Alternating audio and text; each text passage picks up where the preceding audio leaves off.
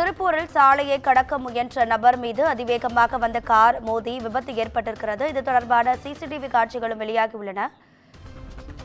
அதிவேகமாக வந்த கார் மோதிய நிலையில் அந்த நபர் உயிர் பிழைத்திருக்கிறார். இது தொடர்பான கூடுதல் தகவல்களை தருவதற்காக நமது செய்தியாளர் பாலா இணைப்பில் இருக்கிறார். பாலா, வணக்கம். இந்த விபத்து குறித்தான உங்க கூடுதல் விவரங்களை சொல்லுங்க.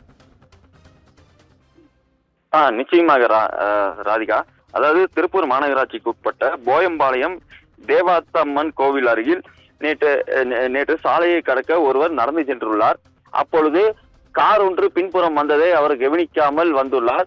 திடீரென்று நடு ரோட்டுக்கு வந்த பிறகு, அதாவது சாலையின் நடுவே வந்த பிறகுதான் அவர் கார் வருவதை கவனித்து அவர் ஓட்டம் பிடிக்கிறார். அப்பொழுது அந்த கார் அவர் மீது மோதியது. இதில் அவருக்கு லேசான காயங்கள் மட்டுமே ஏற்பட்டுள்ளது. மேலும் அந்த கார் அருகில் உள்ள டிவைடர் மீது மோதி சாய்ந்தது. நல் வாய்ப்பாக இந்த காரில் பயணம் செய்தவருக்கும் கார் மோதியவருக்கும் எந்த ஒரு உயிருக்கு சேதமோ எதுவுமே ஏற்படவில்லை. தற்பொழுது அந்த சிசிடிவி காட்சிகள் வெளியாகியுள்ளது.